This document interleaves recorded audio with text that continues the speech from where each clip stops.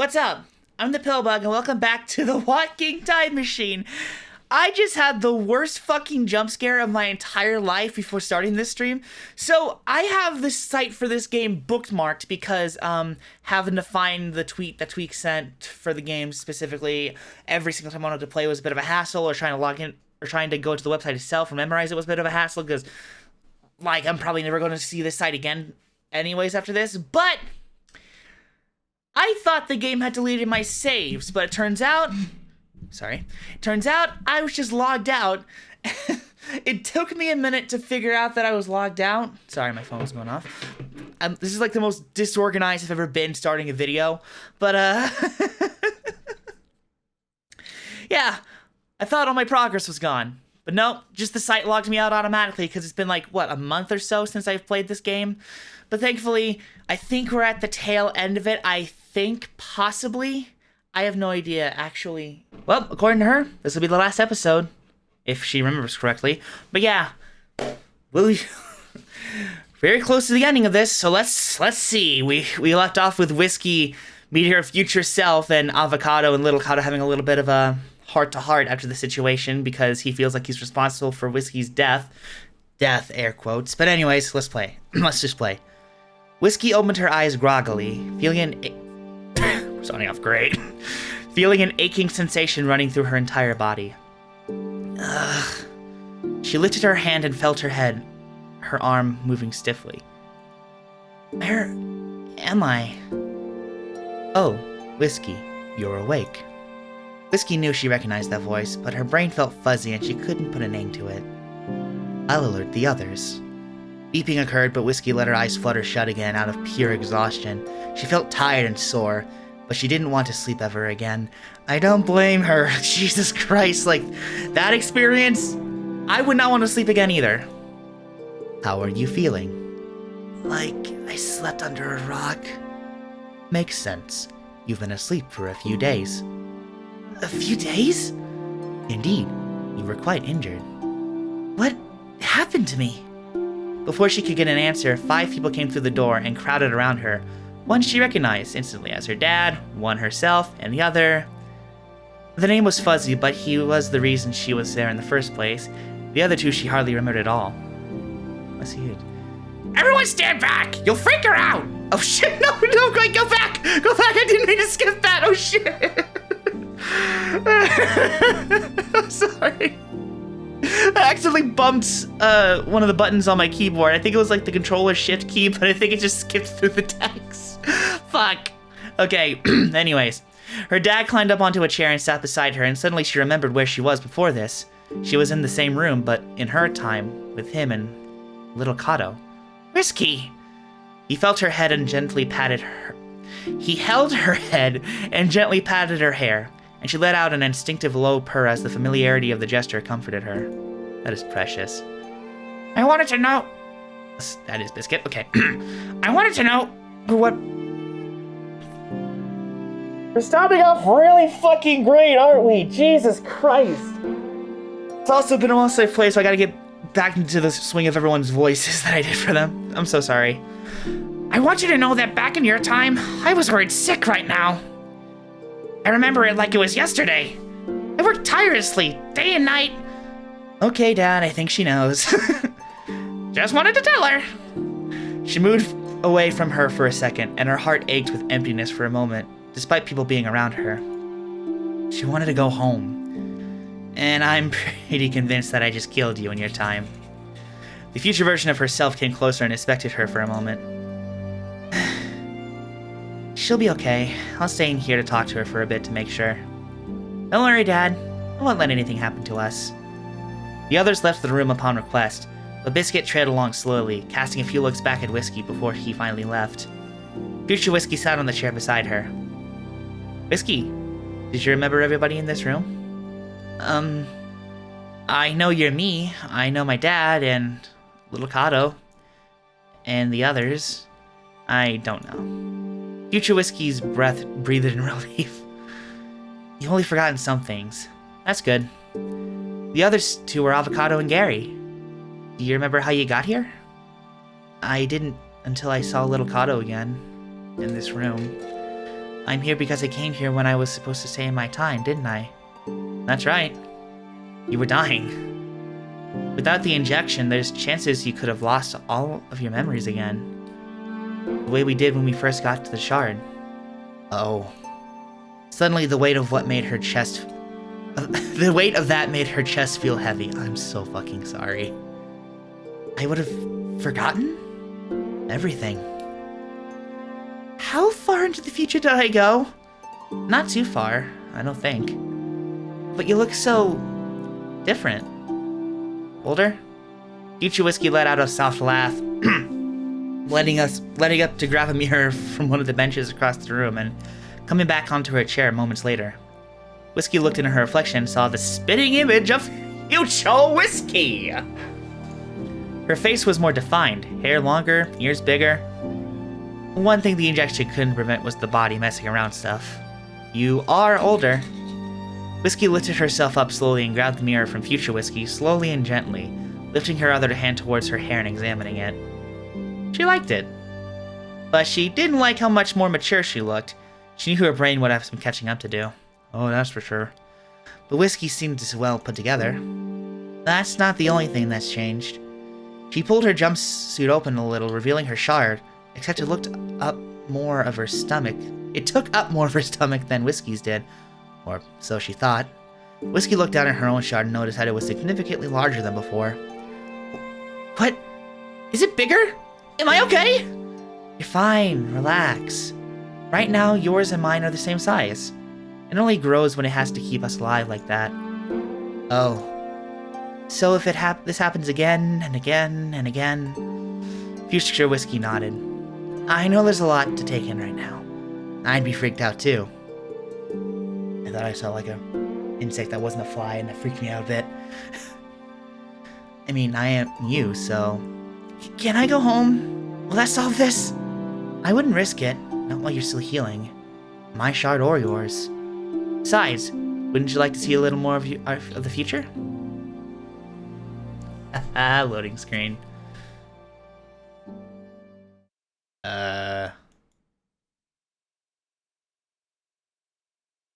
Why is it dark? Is this supposed to happen? Oh, there it is! I thought the game broke for a sec. You stupid thing! Work already! Biscuit fiddled away at this new machine. Well, new. It had been a work in progress for a long time. And over the past couple of days, there had been more progress happening than usual. Ah! Everything inside of him wanted to throw the machine across the room, but he couldn't give up now. That, and it was the same size as him. He wandered around his room, looking for the last piece of his mechanical puzzle. I know! He reached into the top drawer where Whiskey kept all of her notes and sketches, and inside he found the exact screw he needed. Gotcha! He connected it to his machine, and it clicked together perfectly. He was about to connect the machine to the ship's power when Hugh's voice sounded above him. Biscuit, turning on that machine will drain most of the ship's power. Are you sure you want to do it? Of course I do, Hugh! Who the heck do you think I am? Without waiting for Hugh's answer, he plugged the machine in and got inside of it, crossing his fingers as it booted up for the very first time. He saw the light where he connected his emergency whiskey tracker to light up and flash, and relief flooded through his whole body. It was working! The lights in his room turned off and Hugh's voice faded out of earshot until the only sounds in the room were the machine's whirring. It began to glow, and Biscuit closed his eyes. I'm coming, Whiskey! There we go. That man. Oh, God. Suddenly the lights to the ship turned off, the doors slid open, and everyone was silent with confusion. What happened to the power? A small hologram at the ship's controls popped up with any vital information they would need in case of a blackout, one thing being icons of everyone who was on board the ship. Looks like we're missing somebody. I can't do Cheryl's accent. I'll do my best impression, but you're gonna have to deal with what I give you. Biscuit? Little Cato got up from where he was and shared a concerned look with Avocado, and he went to check the list for himself. Biscuit was gone. Without a second thought, he turned around and I don't remember this. This is completely different to what I remember. Maybe that comes out later. Without a second thought, he turned around and raced out of the room towards Biscuit's room, where the doors had automatically opened. It was empty. He steps inside and looked around. It was even messier than it had been before. In the middle of the room, hooked up to the ship, was the machine. Whiskey had been working on it when Little Kato first met Whiskey. Soon enough, Gary and Avocado had followed him into the room slowly. He turned to look at them seriously, dread filling his heart. He's gone! There's a lot of loading screens, and also there's a fly on my fucking studio light. Get off of there! Little prick. So, what did you want to show me? Oh, nothing too special. Just this. A flash of purple and suddenly future Whiskey was on the other side of the room, flashing a bright smile in Whiskey's direction. Had she just teleported herself forward? How did you... Another flash! This time she was behind Whiskey. Do that? Isn't it dangerous?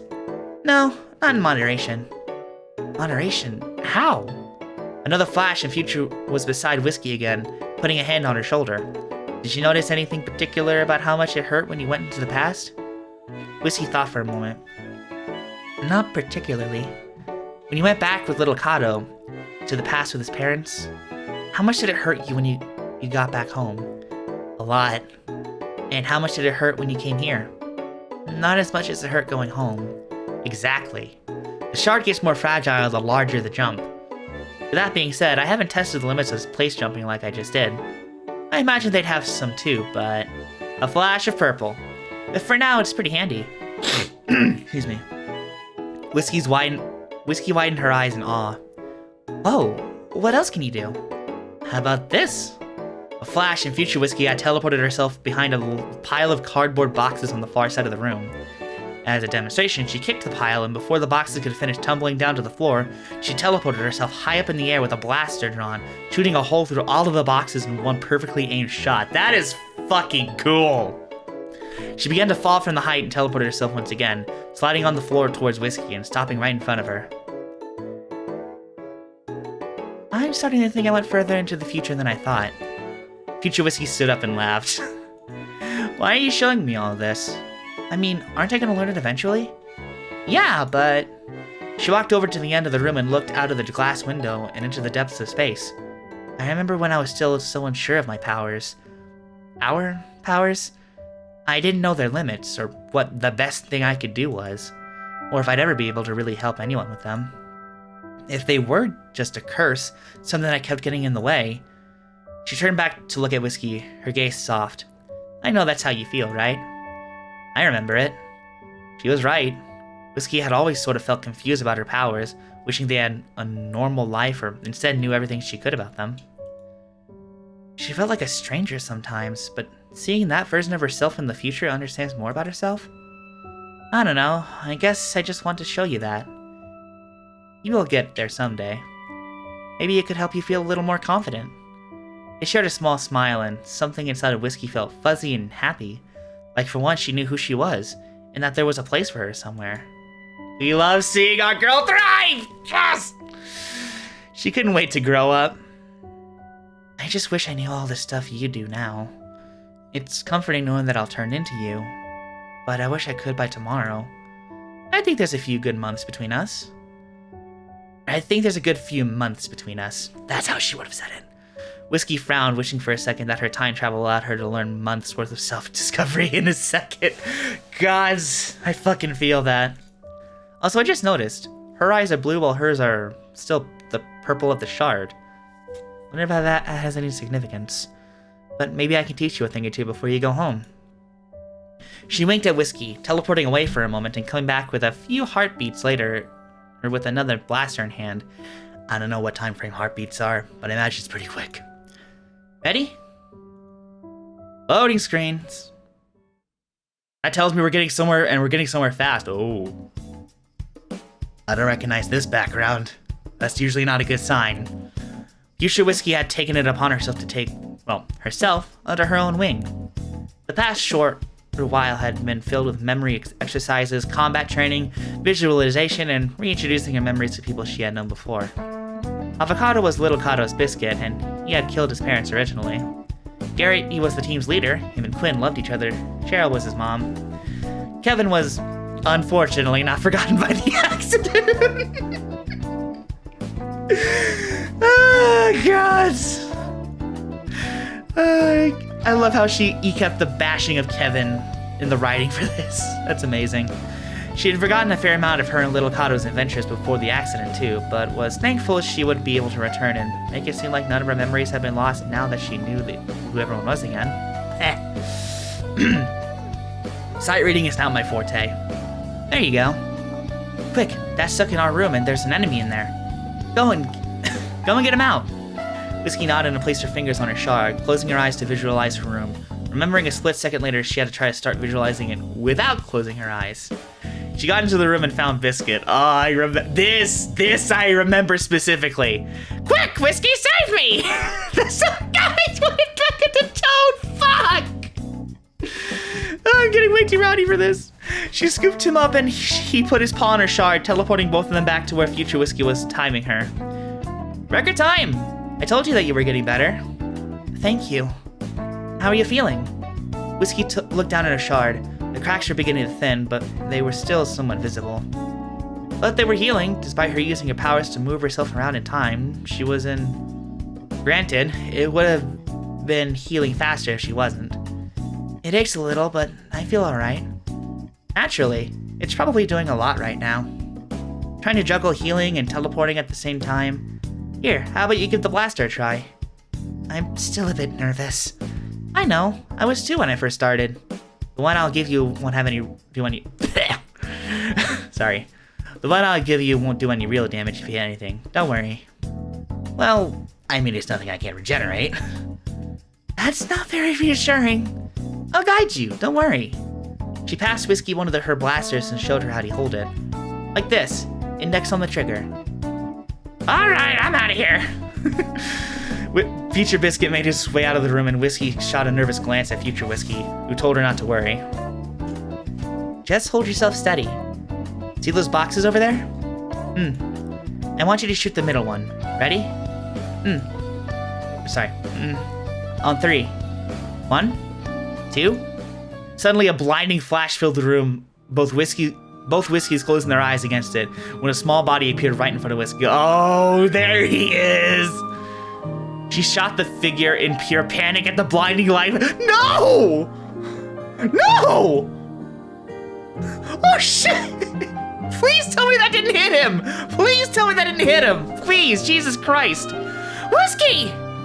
Thankfully, she had narrowly missed. Stunned and shaking from the fact that she almost shot him, she stayed still, breathing heavily. Okay. Good. I didn't remember if he got hit this time. I remember him being, like, exhausted, though I could be misremembering. That was her Biscuit. She didn't know how she knew. She looked the same as Future Biscuit, except for maybe a small detail like a misplaced whisker. She just knew. Dad? Biscuit's tears in his eyes, seemingly unfazed from nearly being shot, nodded his head slowly and held out his arms for her. She dropped the blaster onto the floor and ran towards him, falling into his hug, relief flooding her entire body as the two sat with their knees on the floor in a strong embrace. Oh my god, those sprites! Holy shit! Oh my god, okay. I knew you were okay! I just knew it! I didn't give up on you! I know. Really hope the mic isn't picking it up. I changed the settings in the fucking, I changed the settings in the Go XLR and I'm hoping it's not picking up, like, the fucking saliva. I guess I can edit it out if so, but like still. Biscuit sniffed a little and her heart ached. She had never seen her father in so much pain until this whole situation happened. She promised to never let anything like this happen ever again. They pulled apart, looking into each other's teary eyes. I'm sorry I couldn't come back sooner. She looked down at her shard, still cracked and slowly healing. It's huge! A shard! Apparently it's a side effect that comes with teleporting near death. She didn't want me to do anything until it was fully healed. She? Future Whiskey walked slowly over to them, smiling shyly. Hi. Wow. You're her? I am. You look so grown up. He looks back at his whiskey. So do you actually. Another side effect. Biscuit widened his eyes. It's oh wait, that's whiskey. Okay, calm down. It's okay. It won't happen again. She looks back to future Whiskey, looking her up and down. I like the outfit. Thanks, you made it for me. Right. I didn't notice, even looking at her beside Future Biscuit, I did not realize those outfits were the same. How dumb am I? Guys. Okay then, alright. Cool. He went back over to Whiskey and grabbed her hand gently. Whiskey, come home. It's been so hard. Little Kato thinks he killed you. A rush of panic went through her whole body. Of course little Kato would feel guilty. He had said he would take blame for it. She turned back to Future Whiskey. Can I go home? Well, it's a big jump. I still wouldn't want you to try. Not while you're still broken. Biscuit and Whiskey shared a somber look. But I'll take you. Really? Of course. Who do you think I am? I'm not gonna leave you in the wrong time. Whiskey ran over and gave Future Whiskey a hug. When she thought about the fact that she was hugging herself, it felt a little weird, but oddly comforting too. Future Whiskey hugged her tightly. You've learned a lot over the past few days. I really hope it makes you feel a little more confident. Seeing you has inspired me enough. I can never say how thankful I am. I'm proud of you. They separated and Future Whiskey pulled up her sleeve and clicked a button linked to a band around her wrist. I'm losing pronunciation in my owls. Future Biscuit's voice came to the hologram, and Future Whiskey informed him that she'd be going now before pulling her sleeve back up. Just a precaution, don't worry. You'll get used to it. Biscuit made his way over to them, and the two of them placed their hands on her shard, as per her signal. Ooh, loading screen. I don't know why I'm getting so excited over the loading screens. I remember back then they used to fill me with silent dread because I knew it was coming. Whiskey was gone and now Biscuit was too. How could this get any worse? Mom, can you go and check this? Fuck. Can you go check if you can reboot the power? Aye, Captain. Shell ran off away from Biscuit's room where everyone was crowded. Where do you think she went? I don't know. Little Kato said he might have something to do with that machine. It definitely did. He told me he was making it that for Whiskey. Why else would he disappear so soon after her death? He stopped himself. Right. The power slowly turned back on and the room was lit up once again. Oh, thank God. Hugh, are you there? I am here, Gary. I was tempted to do like something from HAL 9000, but I couldn't think of anything. Where'd Biscuit go? What happened to the power? Biscuit went to find Whiskey. I warned him that it would consume the ship's power, but he didn't care. But it didn't. What do you mean?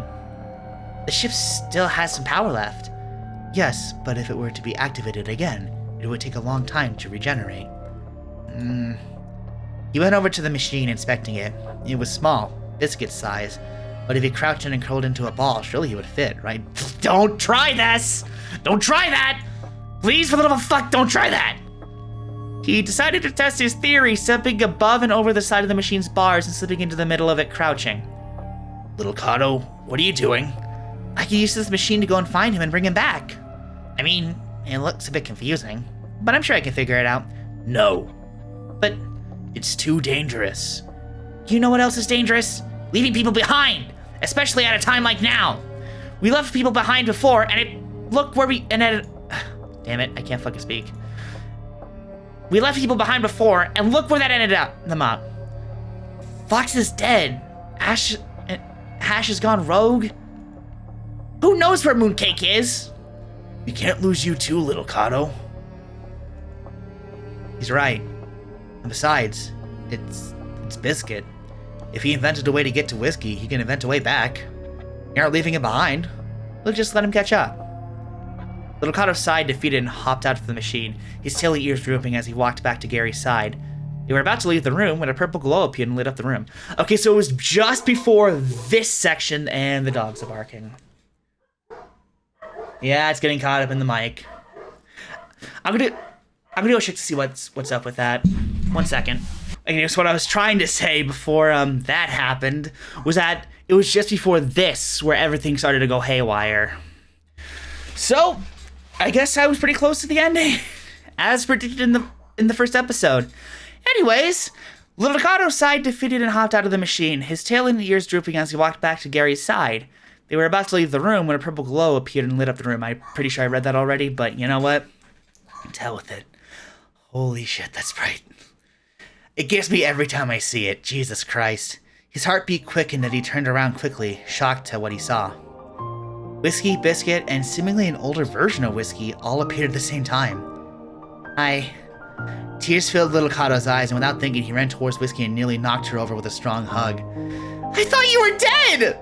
I thought I killed you! I didn't even get to say sorry!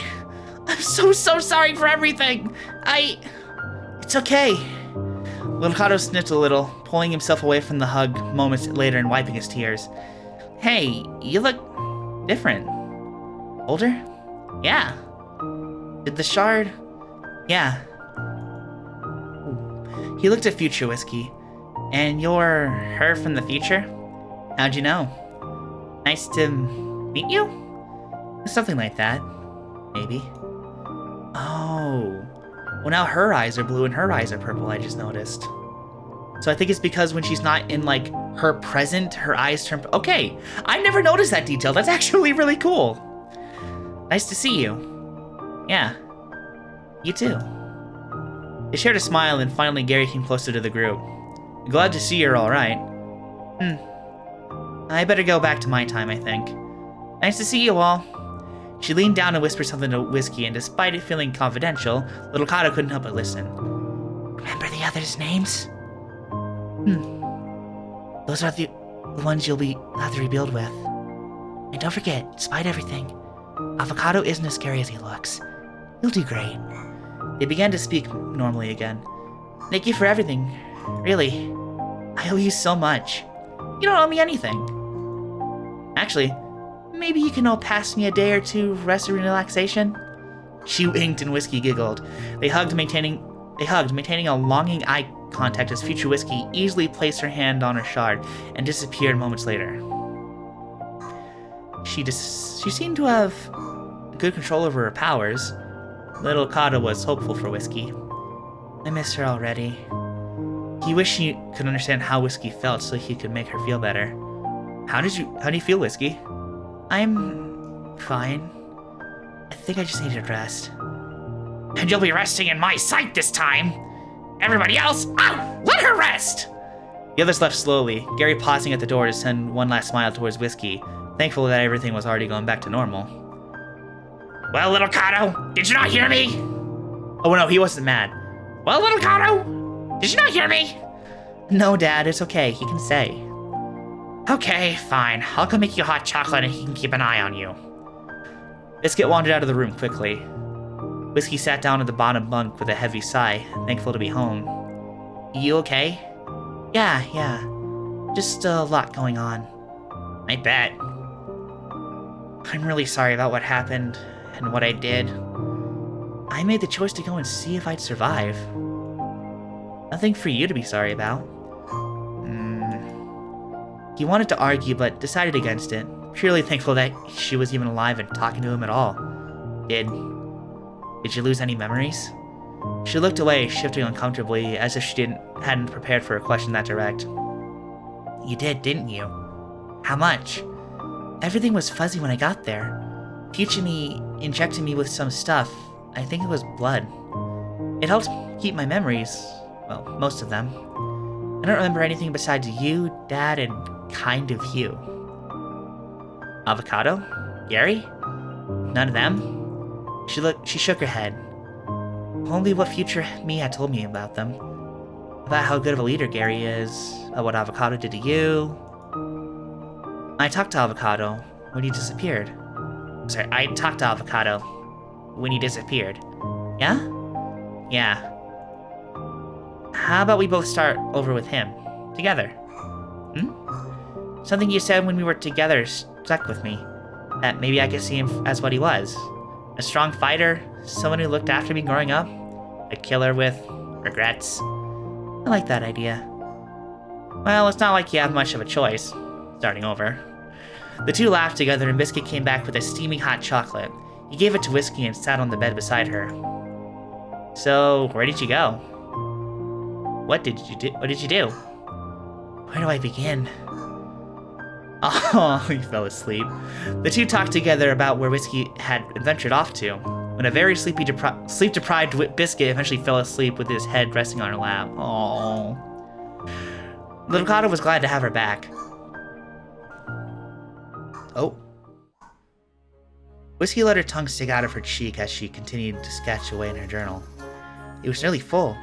She had a mental note to ask Biscuit if she could get anywhere on one time. If she could get another one sometime.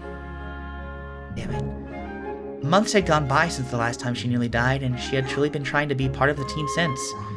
The scene she was drawing was one she had visited with a few members of the team in order to help with her main focus at the time, finding Mooncake. Oh, excuse me. She had focused on her thoughts as she reached a part in the drawing that felt blurry. Her memory still wasn't great at times, but she had been improving and understanding her powers.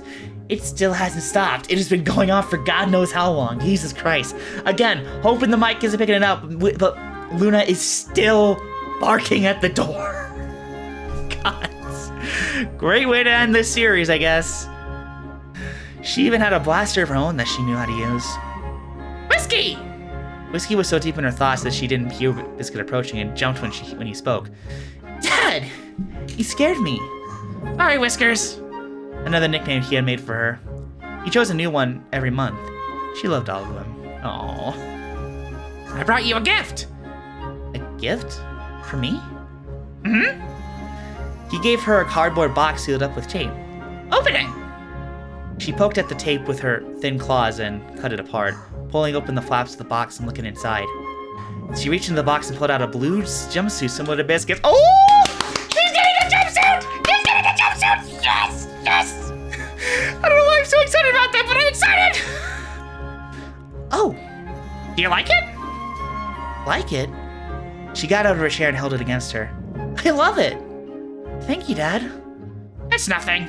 I thought you were getting a bit cold and bored wearing that every day. And that Future Whiskey's jumpsuit really inspired me. Oh, there she is! Oh, sorry, this is just really fucking cool. I love it when stuff like this happens, where it all just comes back around. It's so cool! Okay, I gotta calm down.